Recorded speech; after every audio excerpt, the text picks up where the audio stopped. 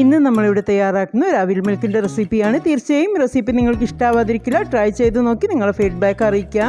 Recipe ഇഷ്ടമായാൽ like ചെയ്യാനും share ചെയ്യാനും കമൻറ്റ് ചെയ്യാനും മറക്കരുത്. അപ്പോൾ നമുക്ക് നേരെ വീഡിയോയിലേക്ക് പോവാം. അപ്പോൾ നമുക്ക് ഉണ്ടാക്കാൻ തുടങ്ങാം. ഞാനിവിടെ ഗ്യാസ് ഓൺ ചെയ്തിട്ട് ഒരു പാൻ വെച്ച് കൊടുത്തിട്ടുണ്ട്. ചൂടായ പാനിലേക്ക് നമ്മൾ അരക്കപ്പ് അളവിൽ, അതായത് 250 ml കപ്പിൽ അരക്കപ്പ് അളവിൽ അവിലെടുത്തിട്ടുണ്ട്. ഇത് പാനിലേക്കൊന്ന് ചേർത്ത് കൊടുക്കുക. അവിൽ നമ്മളിവിടെ എടുത്തിട്ടുള്ളത് തിക്കായിട്ടുള്ള അവിലാണ്. ഇത്തിരി കട്ടി കൂടിയ അവിലാണ് കേട്ടോ. തിന്നായിട്ടുള്ള നമ്മളെ പേപ്പർ അവിൽ എന്നൊക്കെ പറഞ്ഞു വരുമല്ലോ, അതല്ല, തിക്കായിട്ടുള്ള അവിലാണ് നമ്മൾ സാധാരണ അവിൽ മിൽക്കിന് എടുക്കാറ്. എല്ലാവർക്കും അറിയുന്ന തന്നെയായിരിക്കും, അറിയാത്തവർക്ക് വേണ്ടി പറയാണ് കേട്ടോ. ഇത്തിരി തിക്കായിട്ടുള്ള അവിൽ തന്നെ ഇതിനായിട്ട് ഈ ഒരു റെസിപ്പിക്കായിട്ട് എടുക്കുക. പിന്നെ ഏത് അവിലും ചേർക്കാമെന്ന് ഞാൻ പറയുന്നില്ല. കൂടുതൽ ടേസ്റ്റ് ഇതുപോലെയുള്ള മട്ട അവിൽ തന്നെയായിരിക്കും അവിൽ മിൽക്കിനായിട്ട് നമ്മൾ ആഡ് ചെയ്ത് കൊടുക്കുന്നത്. ഇത് കയ്യിലില്ല എന്നാണെന്നുണ്ടെങ്കിൽ മാത്രം വെള്ളയാണ് ഉള്ളതെങ്കിൽ അത് ആഡ് ചെയ്ത് കൊടുക്കുക. കൂടുതൽ ടേസ്റ്റ് ഈ ഒരു അവിൽ തന്നെ ആയിരിക്കും കേട്ടോ. അപ്പോൾ ഇത് കയ്യിലുണ്ടെങ്കിൽ ഇത് തന്നെ ആഡ് ചെയ്ത് കൊടുക്കുക. ഇനി നമുക്ക് ലോ ടു മീഡിയം ഫ്ലെയിമിൽ വെച്ചിട്ട് അവിലൊന്ന് റോസ്റ്റ് ചെയ്തെടുക്കാം. ഒന്ന് മൊരിഞ്ഞ് വരുന്ന രീതിയിലൊന്ന് റോസ്റ്റ് ചെയ്തെടുക്കുക കേട്ടോ. ഇപ്പം നമ്മൾ ഈ ഒരു രീതിയിലൊന്ന് റോസ്റ്റ് ചെയ്തെടുത്തിട്ടുണ്ട്. ഒട്ടും കരിഞ്ഞു പോവാത്ത രീതിയിൽ റോസ്റ്റ് ചെയ്തെടുക്കുക.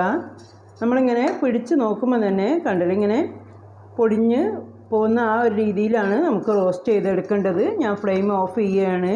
ഇത്ര മതി കേട്ടോ. ഇനി ഇതിൽ കൂടുതലൊന്നും റോസ്റ്റ് ചെയ്തെടുക്കേണ്ട ആവശ്യമില്ല. ഇപ്പോൾ ഫ്ലെയിം ഓഫ് ചെയ്തിട്ടുണ്ട്. ഇനി ഇത് നന്നായിട്ട് ചൂടാറാനായിട്ട് ഒരു പ്ലേറ്റിലേക്ക് മാറ്റാം. ഇപ്പം നമ്മളിവിടെ നന്നായിട്ട് പഴുത്ത 5 മീഡിയം സൈസ് ചെറുപഴം എടുത്തിട്ടുണ്ട്. ചെറുപഴം, പാളയംകോടൻ പഴം, മൈസൂർ പഴം എന്നൊക്കെ പറയുമല്ലോ, എല്ലാതും ഒന്ന് തന്നെയാണ്.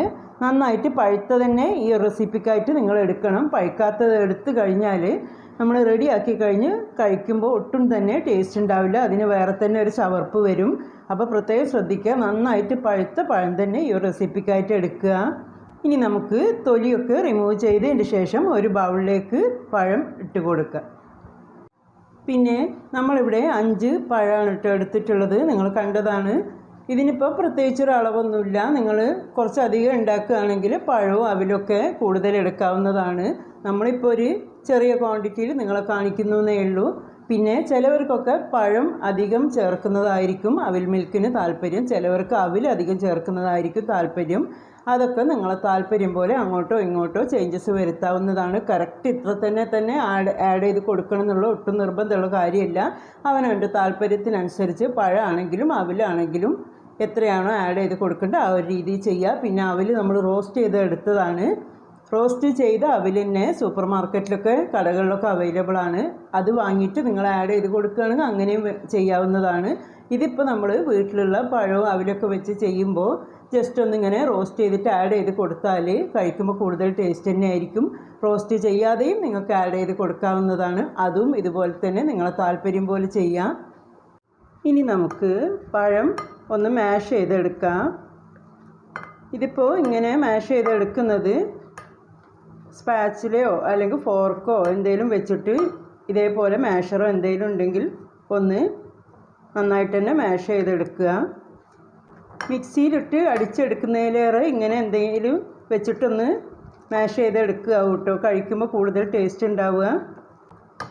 പിന്നെ ഈ വീഡിയോ കണ്ടുകൊണ്ടിരിക്കുന്ന ടൈമിൽ തന്നെ നിങ്ങൾക്ക് ഞങ്ങളെ വീഡിയോ ഇഷ്ടമാവുകയാണെങ്കിൽ പ്ലീസ് ഇപ്പം തന്നെ ലൈക്ക് ബട്ടൺ ഒന്ന് പ്രസ് ചെയ്യുക. പിന്നീട് ചെയ്യാമെന്ന് വിചാരിച്ചാൽ നിങ്ങൾ മറന്നു പോകും. ഇഷ്ടമായിട്ടുണ്ടെങ്കിൽ ഇപ്പം തന്നെ ഒന്ന് ലൈക്ക് ചെയ്യുക. അതുപോലെ തന്നെ നിങ്ങളെ വിലയേറിയ അഭിപ്രായങ്ങൾ കമൻറ്റ് ബോക്സിലൂടെ അറിയിക്കുക. തീർച്ചയായും റിപ്ലൈ തരുന്നതായിരിക്കും. സബ്സ്ക്രൈബ് ചെയ്യാതെയാണ് നിങ്ങൾ കാണുകയാണെങ്കിൽ തീർച്ചയായിട്ടും നിങ്ങൾക്ക് ചാനൽ ഇഷ്ടമാവുകയാണെങ്കിൽ സബ്സ്ക്രൈബ് ചെയ്തുകൂടെ ഒന്ന് സപ്പോർട്ട് ചെയ്യുക.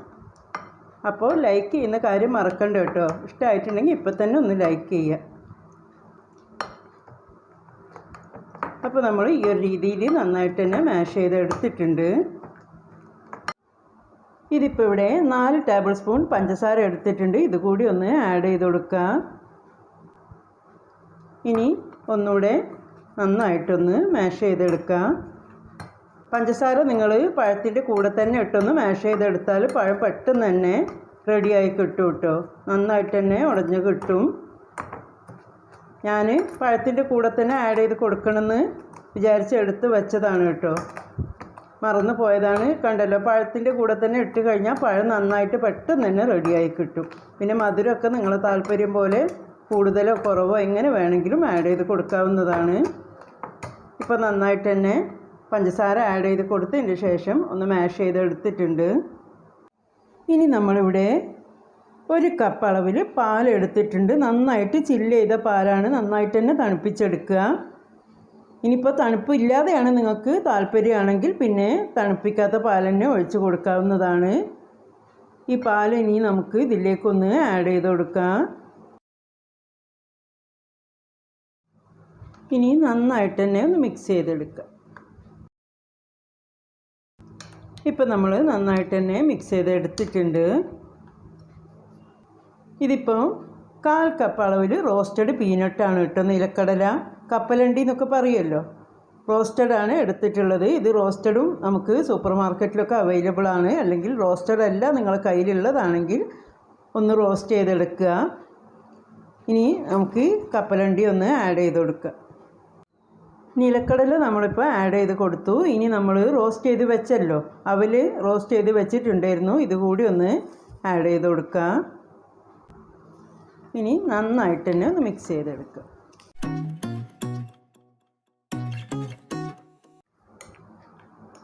ഇപ്പോൾ നമ്മൾ നന്നായിട്ട് തന്നെ മിക്സ് ചെയ്തെടുത്തിട്ടുണ്ട്.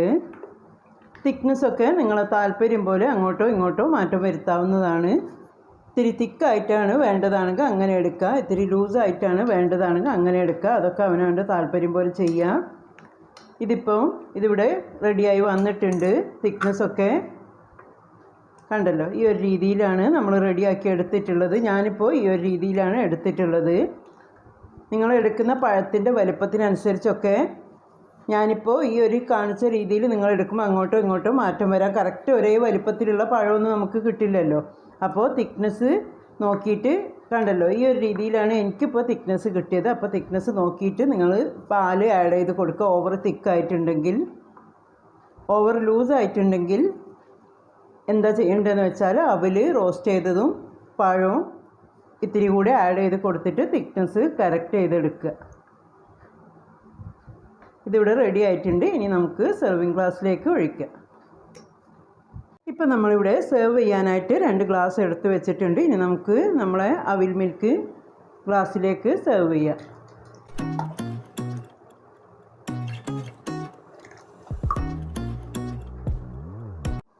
ഇപ്പോൾ നമ്മൾ സെർവ് ചെയ്തിട്ടുണ്ട്. ഇനി ഇതിന് മുകളിലായിട്ട് നമുക്കിത്തിരി നിലക്കടല ഇങ്ങനെ വെറുതെ ഒരു ഗാർണിഷ് ചെയ്യാനായിട്ടൊന്ന് വെച്ച് കൊടുക്കാം. ഇതൊന്നും നിർബന്ധമുള്ള കാര്യമല്ല കേട്ടോ. നമ്മൾ വീഡിയോ ഫോട്ടോ ഒക്കെ എടുക്കുമ്പോൾ ഒരു ഭംഗിക്കും കൂടി വെച്ച് കൊടുക്കുകയാണ്.